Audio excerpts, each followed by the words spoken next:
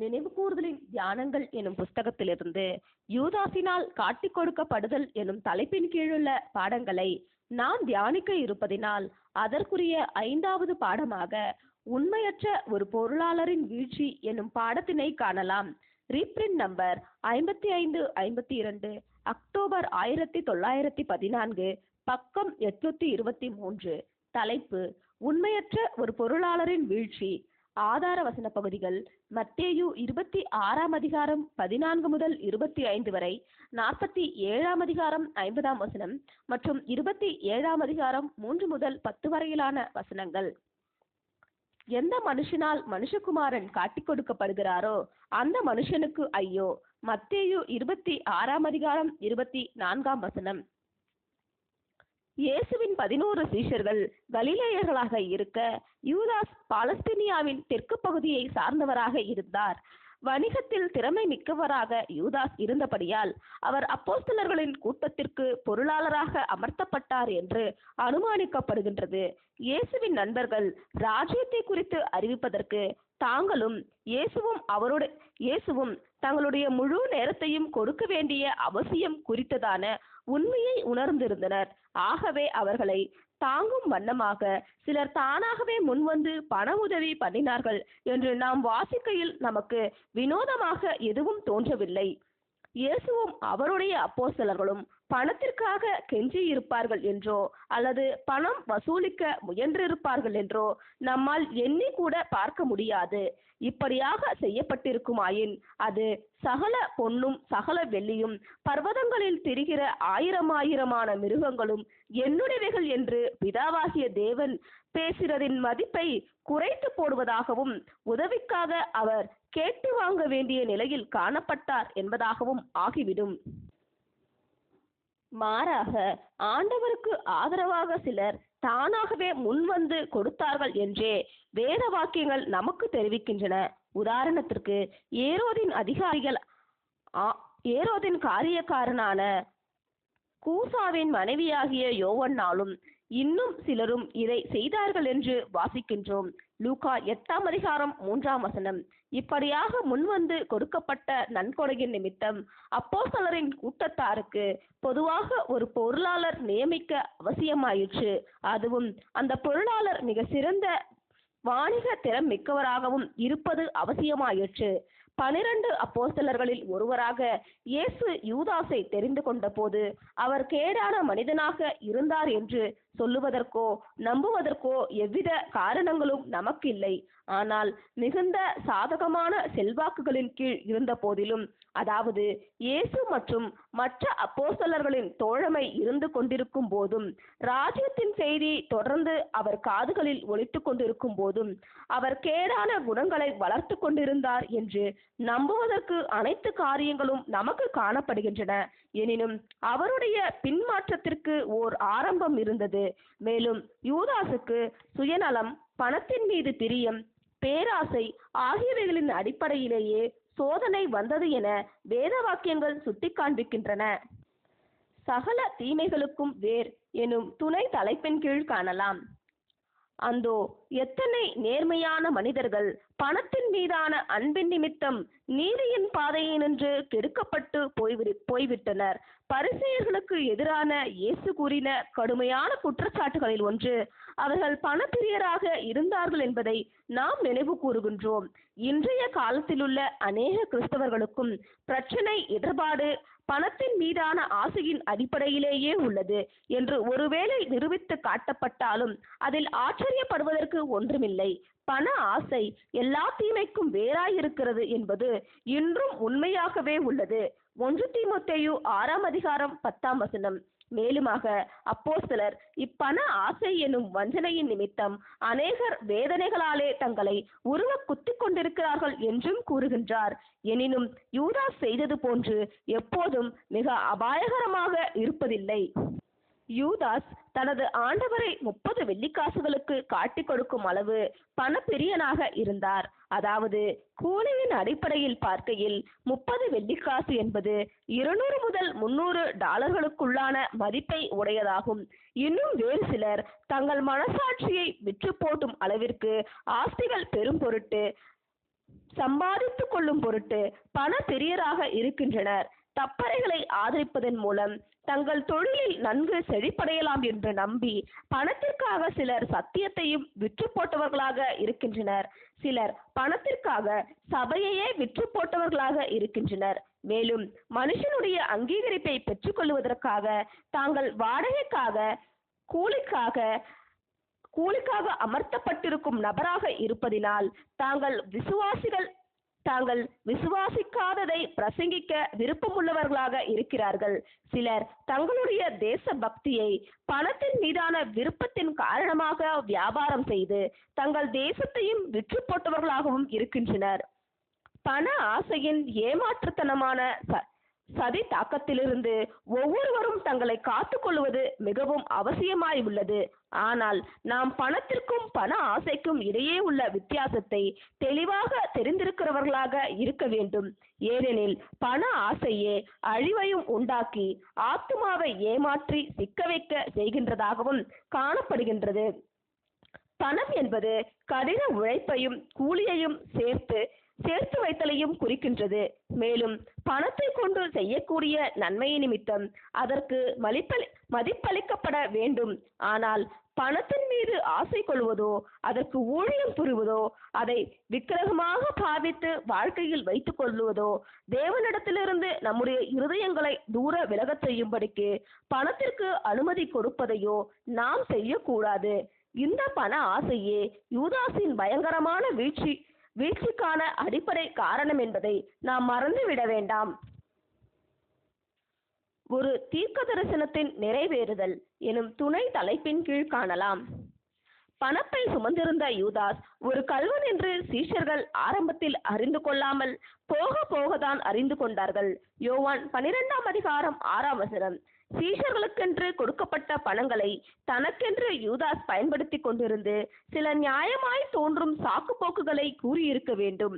ஏனெனில் பாவம் எப்பொழுதும் ஏமாற்றுகின்றதாய் காணப்படுகின்றது.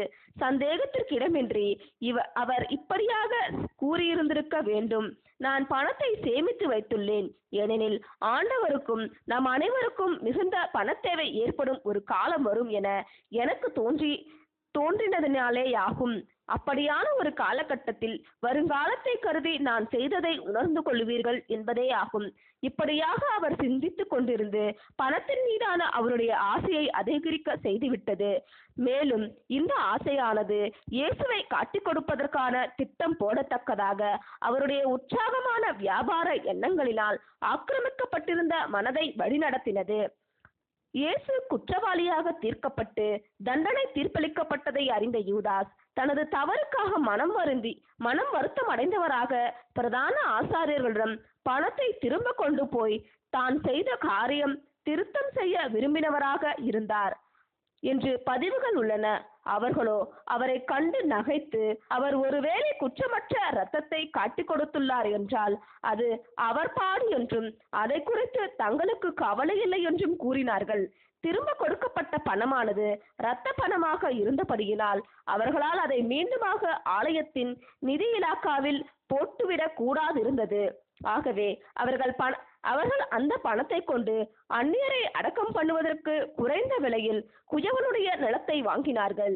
இப்படியாக அவர்கள் மறந்து போனதும் எரேமியாவினால் முன்னுரைக்கப்பட்டதுமான தீர்க்க தரிசனம் நிறைவேறினது. இஸ்ரவேல் புத்திரரில் மதிக்கப்பட்டவருக்கு கிரயமாகிய 30 வெள்ளிக்காசை அவர்கள் எடுத்து, கர்த்தர் எனக்கு கற்பித்தபடி குயவனுடைய நிலத்திற்காக அதை கொடுத்தார்கள் என்று எரேமியா தீர்க்கதரிசியினால் உரைக்கப்பட்டது அப்பொழுது நிறைவேறிற்று. மத்தேயு 27:9-10 இயேசு குற்றவாளிக்குரிய தண்டனை தீர்ப்புக்குள்ளானார் என்று யூதாஸ் கேள்விப்பட்டு ஆச்சரியம் அடைந்தார் என்பது போன்ற பதிவுகள் காட்டுகின்றது. இயேசு இக்கட்டான பரீட்சையில் கொண்டு வந்து நிறுத்தப்படும் போது அவர் தம்மை மேசியா என்று உறுதிப்படுத்தி கொண்டு தமது சத்துருக்களின் மேல் ஜெயம் கொள்ளுவார் என்று யூதாஸ் அனுமானித்திருக்க வேண்டும். யூதாஸ் தனக்கும் பங்குண்டு என்று நம்பிக்கை கொண்டிருந்த ராஜ்யத்தின் ஸ்தாபனத்தை இப்படியாக துரிதப்படுத்தலாம் என்றே அநேகமாக எண்ணியிருக்க வேண்டும். இறுதியில் தன்னுடைய தவறுக்காக காரணம் தெரிவிக்கும் விதமாக, பாருங்கள், நமக்கு 30 வெள்ளிக்காசும் சேர்ந்து விட்டது மற்றும் வேறு எந்த வழியிலும் காரியங்களை வேகமாய் உச்சகட்டத்திற்கு கொண்டு வர முடியாமல் இருக்க, நான் இப்படி செய்தது உச்சகட்டத்திற்கு கொண்டு வந்ததற்காக நீங்கள் நன்றி சொல்லலாம் என்றே யூதாஸ் கூறியிருந்திருப்பார். இவ்விதமாக யூதாஸ் ஒரு கதாநாயகனாக திகழ்ந்திருக்க முடியும். அதே சமயத்தில் பொருளாதார ரீதியில் தனக்குள்ள ஞானத்தையும், ராஜ்யத்தில் மாபெரும் பொருளாளருக்குரிய ஸ்தானத்திற்கு, பதவிக்கு தான் சரியான நபர், பாத்திரவான் என்பதையும் நிரூபித்திருக்க முடியும். இப்படியாக திட்டங்கள் அவர் மனதில் இருக்க, நலத தைலம் குறித்த விஷயத்தில் காணப்பட்ட மரியாளின் செயல்பாட்டை இயேசு அங்கீகரித்தபடியால் இயேசுவின் மீது யூதாசுக்கு கொஞ்சம் கோபம் உண்டது. இந்த கோபத்தினுடைய தாக்கத்து நிமித்தமாகவே காட்டிக் கொடுப்பதற்கான ஒப்பந்தத்தை செய்யும்படிக்கு யூதாஸ் முதலாவதாக ஆசாரியர்களையும் வேதபாரகர்களையும் தேடிச் சென்றார். மறக்கப்பட்டு போன நிலை, உயிர்த்தெழுதலுக்கான நம்பிக்கையற்ற நிலை எனும் துணை தலைப்பின் கீழ் காணலாம்.